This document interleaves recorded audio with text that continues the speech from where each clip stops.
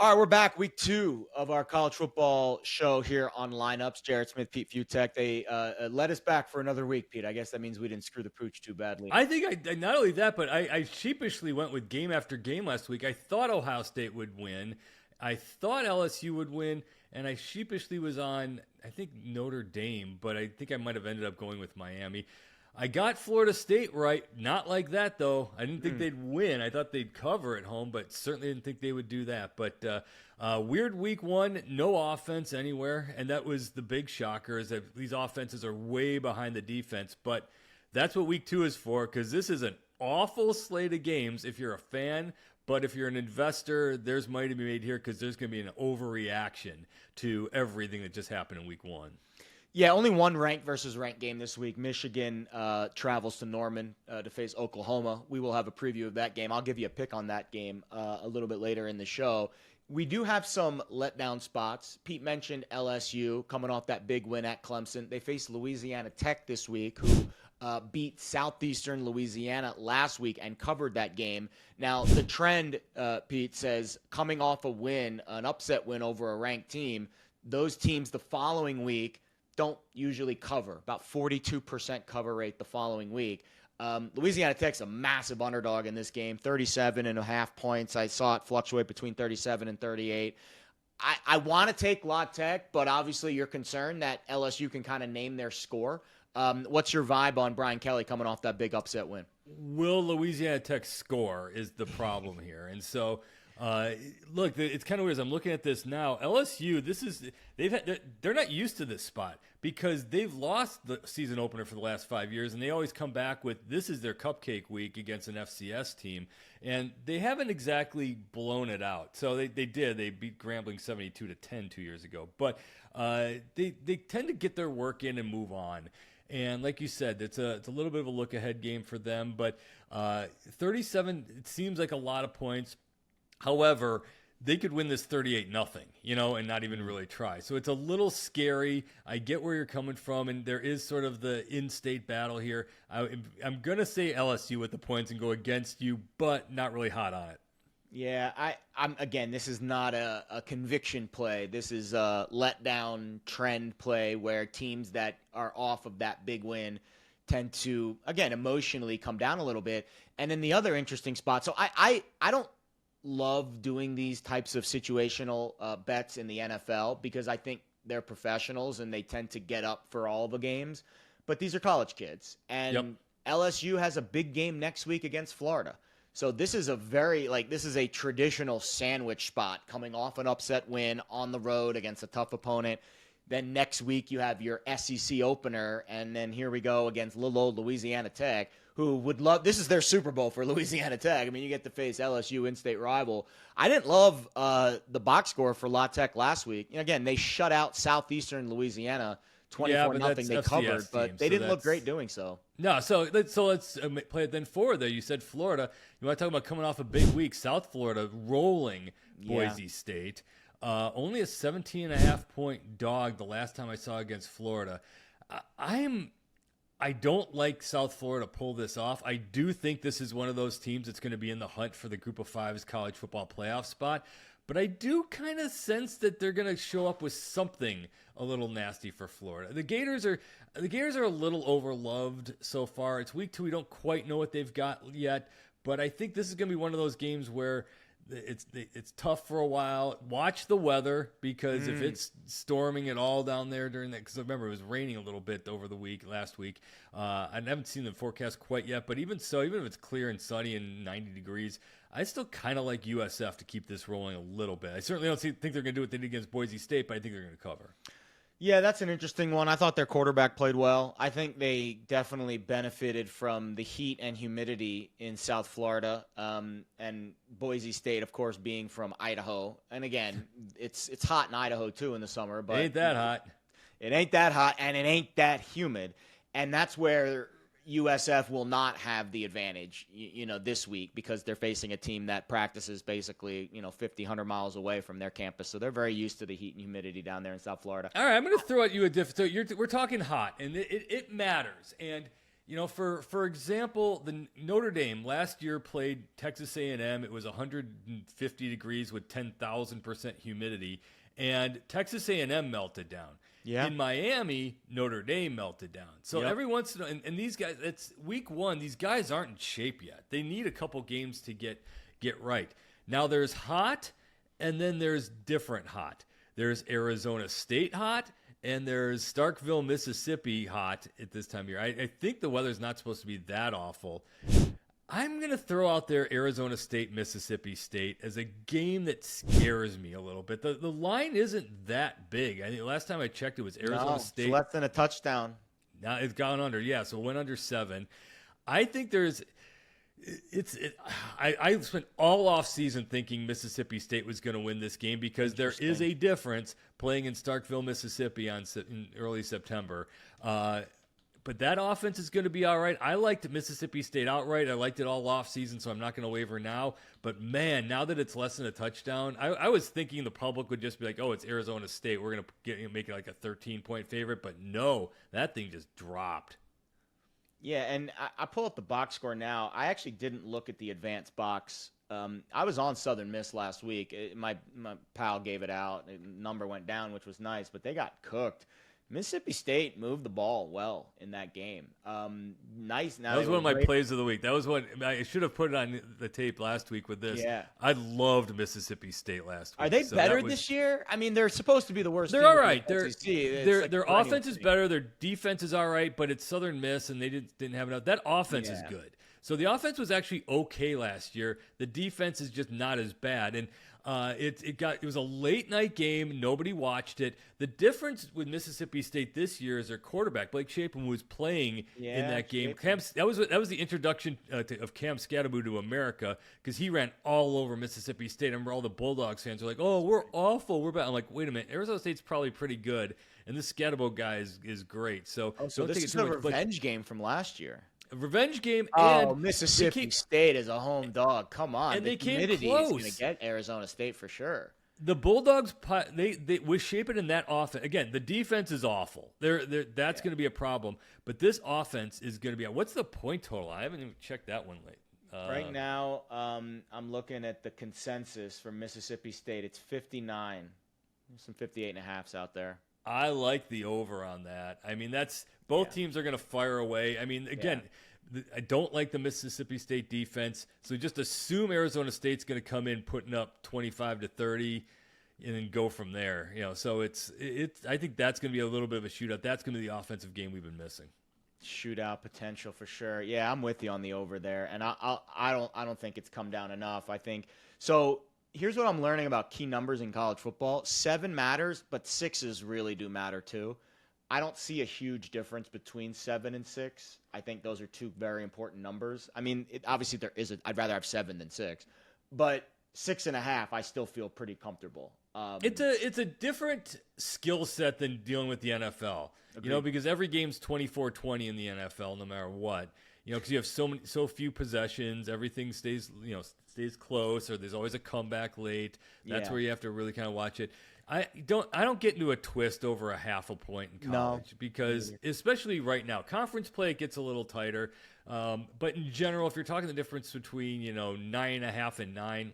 Nah, it's really just not that big a deal in college. So in this, I'm not going to freak out too much, except for the fact that it's going down and that Arizona State actually is good. Mississippi State's not, and they could. This is one of those cases, to your point, where I could see Mississippi State like giving up a late touchdown and losing and by 7 instead of 6.5. So in this, that's a little scary. But I'm going to stick with I'm just going to say money line it, go Mississippi State outright. I got to stick with my offseason convictions. Yeah, every time it's gotten to 7, it's gotten bought back down. Yeah. I've seen it get to 7 a couple times this week. And every time it got knocked down immediately, which tells me that there's some pretty significant money out there in the market for Mississippi State plus 7. So the advice is if you see a 7 flash in the market this week before Saturday, and this is a night game on Saturday, grab it. Because all right, so let's go the absolute opposite. Iowa State. That's historically a 1-0 game. I mean, that is like those two Cy-Hawk teams, Trophy. the Cy-Hawk Trophy, it's always been punt, baby, punt. It's always come down to something weird. Last year it came down to a kick. And every year it's close. We know how this is. We know it's tight. So it's almost it's a stay away game because it could be 3. Now, Iowa's pretty much owned this series until recently, until last year, but it's always a 3-point game. So I don't really I'm sheepishly going Iowa because actually the road team has owned this for the last few years too. Yeah. It's the total because it's not, Iowa games, you were never crazy to go under on them. I think you've got Mark Winowski now, the quarterback for Iowa, who's I think they're going to unleash him this week. They kind of kept him under wraps last week. So they ran for over 300 yards. And Iowa State's got an offense. I certainly don't think this is going to be any sort of 44 or 41 shootout like it was several years ago. But I kind of the total on this is not as high as it's not as low as I thought it would be. The over under on this is the key one. I'm going to go over on this in Iowa. Yeah, I mean, betting an over in an Iowa game is always scary, but I certainly can't disagree with your take there. Baylor SMU is fascinating.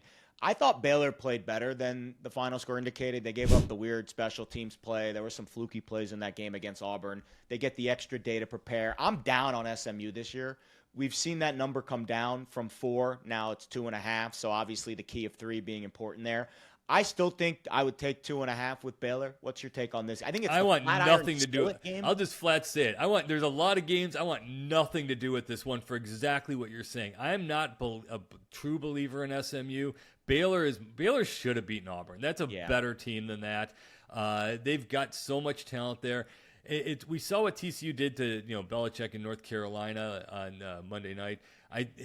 Baylor's almost there. They're not as explosive as TCU is, but that's one of those teams that had a lot of, like TCU, had a lot of players in place, upgraded in the transfer portal, and didn't really show it off. But on the flip side, SMU is the same thing. They got everybody back, and they got a lot better through the portal. So I'm going to, even though I've been loving Baylor all offseason, I'm going to go, that's not a lot to give away. I'm going to go SMU here if you have to go with it.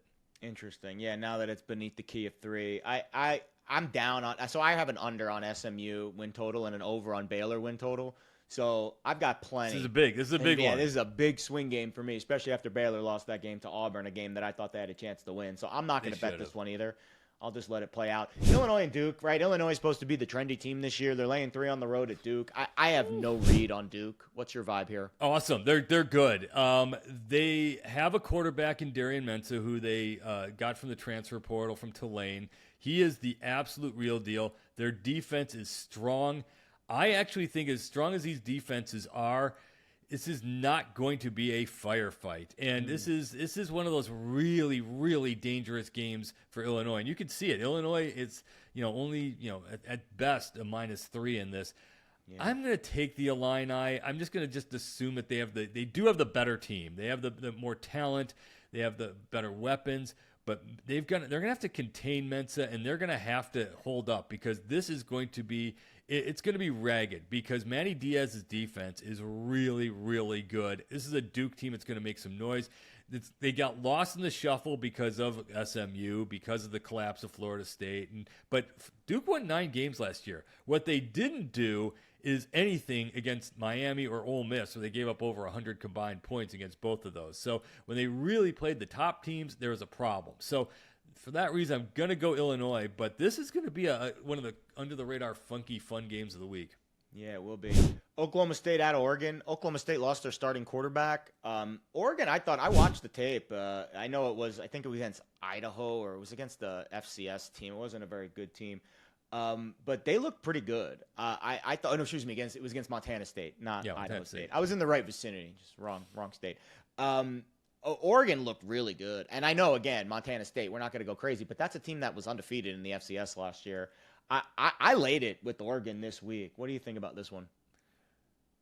If you're one of those people, I'm just going to say this. It's not insane to just go Oklahoma State outright at 28.5.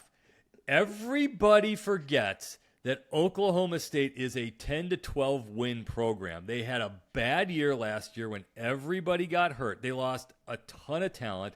The starting quarterback for Oklahoma State never really matters because the way Mike Gundy does things, they have 3 or 4 guys who are all pretty much the same and can all step in and roll. I love Oklahoma State to cover this thing. Wow. Oregon's really good. But again, Oklahoma State's a powerhouse. There's Oklahoma State, there's Utah, and there's Arizona. All 3 of those teams should have been in the college football playoff hunt last year and all face planted for various reasons, mostly injuries. Again, Oklahoma State, it's just one of those Mike Gundy teams way under the radar. No one's thinking anything. And all of a sudden, they just kind of they go out there and they just sort of win games.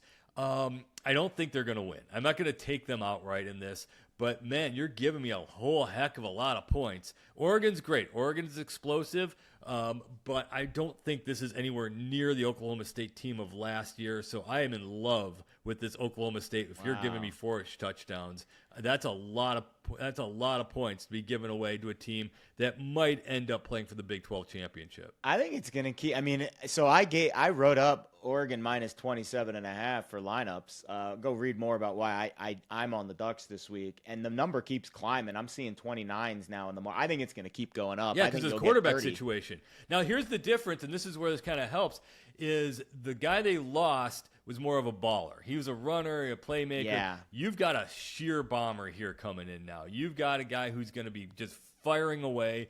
I think they're going to test that Oregon secondary a little bit more.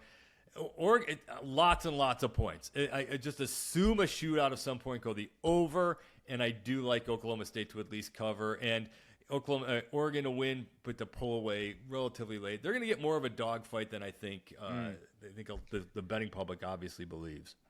Biggest mover of the week so far is the UNC line. It opened, I saw 21.5 at DraftKings, and now it's down to 13. Again, UNC looked like poo-poo paper against TCU, and that was really bad. Do we still we run a clean show here, Jared. We don't do that here, that kind of language. You no need to work blue. The doo-doo paper. It was really bad. That was one of the worst, honestly, and I don't want to knock Belichick. Like the easy take is to pile on Belichick. I thought TCU with Hoover, he's legit. They're loaded. That was a 9-win team last year that got really better. Good. They got everybody back. They got a lot better. And and I think the other thing about, remember, 70 guys came in. This is one of those times where we talked about this last week. I don't know why any team plays anybody other than Central Directional Cupcake State or something like that to open the season. That is a North Carolina team. When you have 70 new guys, you need a tune-up game. You need that, even though Montana State's more than tune-up, you need one of those Southeast Louisiana Montana State's probably better than most FBS teams. Yeah. So you need one of those games. You need one of those, tune-ups. And it was hilarious because you could just see it. Belichick's a pro coach. You just knew his first 10 to 20 plays, they were great. Yeah. That was like, they were like, I'm going to map this out. I'm going to coach this up. So all off season working on this, and they looked brilliant. And then they ran out of ideas because TCU is the better team. 13.5 against Charlotte. Wait, because it's going to keep going down because everyone's dunking on Belichick right now. UNC. And then take UNC. Yeah. I grabbed 16 with Charlotte mid-steam, and I think if it gets down to 10-ish, I'll probably come back on UNC. Yeah, go back. Look, Charlotte's not that good. No. So this is a people go with their eyes, and if they sat through and they were embarrassed, it was painful. North Carolina couldn't complete a pass for 2 hours, and all the things that they did to look awful. Relax. You don't have to go Aaron Rodgers here, but it's TCU's really good. North Carolina had a bad opening. North Carolina has to get all together. North Carolina is going to come back, and I think they're going to wallop. Charlotte might not score. I mean, this defense is going to play much better than it did against TCU. UCLA here in Vegas at UNLV. I thought the Bruins were awful against Utah. Now, maybe Utah's much better. I thought their offensive coordinator with that quarterback, Dampier, they look pretty dangerous. but Nico looks terrible. Imagine Nico asking for $4 million and then he gets outplayed by Dampier in his next college game. But UNLV's defense played a little bit better. Weird game down there at Sam Houston. The scoreboard broke. It was like a weird environment at an MLS stadium. But now they're a short home dog. I haven't seen a ton of movement here. You look a little bit towards UCLA, kissing up against the key number of 3. I would lean towards the points at home. I don't know if I trust Nico. Yeah, you should too. Nico is actually good. He had nothing to work with. You could see it, though. When he had some moments where he got a – because, first of all, Utah's really good. I think Utah's in the college football playoff. They're going to be one of the top 4 seeds. Dampier's the real deal. He is it. As long as he's not throwing interceptions, he's all right. That Utah team was supposed to be a college football playoff team last year. What was their one problem? Quarterback. And they fixed that. So this is a absolute real deal Utah team. That was more Utah than UCLA. UCLA doesn't have the parts overall, but you could see Nico, like, the pro skills are all there. He had one throw where he just kind of dropped back, kind of quickly ducked a Utah player, flicked the wrist, and boom. So if he gets any sort of help, again, kind of like North Carolina, anybody who stayed up late and watched that Utah game was like, oh, UCLA can't play dead. Take advantage of this. It's the betting public who saw that game, freaked out, and is now going to jump on UNLV. UNLV's still got a ways to go. Just Power 4 program over a Group of 5 program, only giving away 3. Take the Power 5 program, Power 4 program. When I watch Nico, I don't see the quarterback skills, like the progression, but I see the physical talent, obviously. Now, you can teach coolness and calmness in the pocket. You can't teach arm strength and physical traits. Like you're right. It's going to be interesting to see how this plays out because he is the talent. They just don't have the guys around him. And I think kind of, again, that was more, kind of like TCU in North Carolina. Well, North Carolina looked like doo-doo paper, as you would say. That was 75% on TCU being good. That was like 90% on, I think, Utah being the real deal. Agreed. All right, game of the week, ranked versus ranked. Michigan going down to Boomer Sooner land to face Oklahoma. Oklahoma about a 5.5 point favorite, depending on where you do your shopping. I'm seeing some 4.5s also pop up in the market. When I look at this game, Pete, I'll be honest. I think Michigan plus the points is the way I would play it. What do you think? Yeah, this is everything we talked about before kind of applies here because this is where I do hate the half because both defenses are good.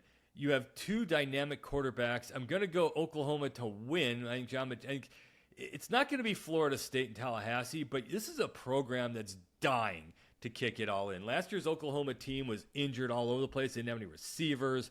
They just couldn't get anything going. Now they've got the guys. Now they've got the talent in place, and I think this is at the home environment. What did we see in week 1? Okay, obviously the Death Valley game was one thing, but you saw, again, that the environment at Florida State, the environment in Miami, that home thing of places that were like, okay, we're good, we're ready to show it off already. And I think that's going to be Oklahoma. My problem is it's still the Michigan defense. It's not going to get rolled. But here's the crazy other stats. What can Bryce Underwood do? Is the moment going to be big for him? Yeah. He's just a true freshman. However, last year, Michigan only had 2 games where they threw for over 200 yards, and the high yardage game was 206. Underwood threw for 240 in the opener, so we could 250, whatever. Okay, the offense wasn't totally there quite yet, but at least they completed forward passes, so that automatically makes them better than last year's Michigan team. And you're right, I want that spread at 5.5, especially. I would not be shocked by a 24-ish 20 game because again, you don't take everything from week 1 into week 2. But how many times can you get hammered over the head that defense is ahead of the offenses? And, I think that still might be the case here where both defenses, a Brent Venables defense for Oklahoma, this is the game they've been waiting for. Oh, yeah. I think we're going to see a lower scoring game. Again, Oklahoma winning. I despise going with the points on this, but Michigan covering. I think under's the way to go. When I did a film study on Oklahoma's offense against Indiana State over the weekend, or Illinois State, excuse me. Not much to cake there, though. Yeah, but Illinois State dominated up front. I mean, Pete, Illinois State's nose tackle was in the backfield all night against Oklahoma. And Mateer kind of gives me Johnny football vibes. Like he's yanking throws, awesome. arm side. He went what, like throws. 31 of 39 or something? He was awesome. Something crazy. I don't see it with Oklahoma's offense right now. I think Michigan's defense is going to handle this game. Now, I agree. Bryce Underwood, freshman on the road, the moment might be too big. But I think Michigan's defense is going to control the tempo of this game. I don't think the other Oklahoma's thing to gonna remember, too, is especially in week 1 against an Illinois State, they're not showing anything. I mean, you want to talk about just not giving away any sort of playbook or thing. I mean, these teams aren't dumb. They know what they're going to – they use these games like in Illinois State to kind of get up to speed, to work out the kinks, blah, blah, blah, all the other cliches.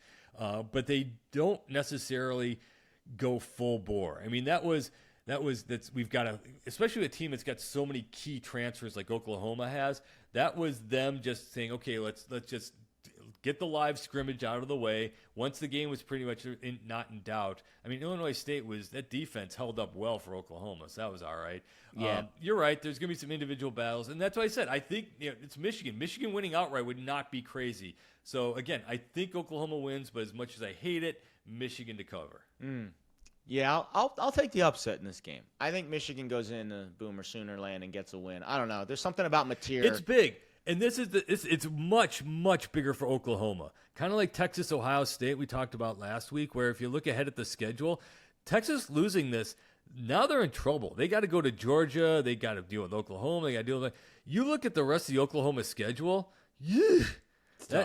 there's 2 losses there at least. They lose to Michigan, they're knocked out of this college football playoff thing because there's no way they're getting through the rest of that gauntlet. Michigan, however, you look at the rest of their schedule, if they win this, they'll probably lose to Ohio State. They'll probably drop another one along the way, but they could be 10-2 in an at-large. So this is effectively a college football playoff game. It's an elimination one for Oklahoma and maybe one that propels Michigan in if they can pull this off. It'll be interesting to see just how good Mateer is. We're gonna find out if this offense is legit. Because this is by the way, the big question I've been asked all week on all these radio shows, like now what for the Heisman? Now that Arch Manning's out, this is one of those games because there's again, like we've talked about, there's not a lot out there right now.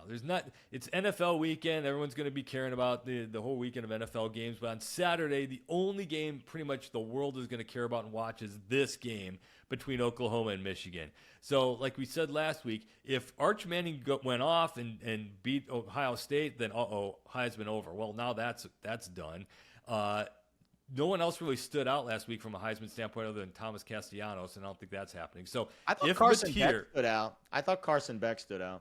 Carson Beck, yeah, but his receivers bailed him out. And actually, C.J. Carr had a better game than Beck did. But I like him. I do like Beck.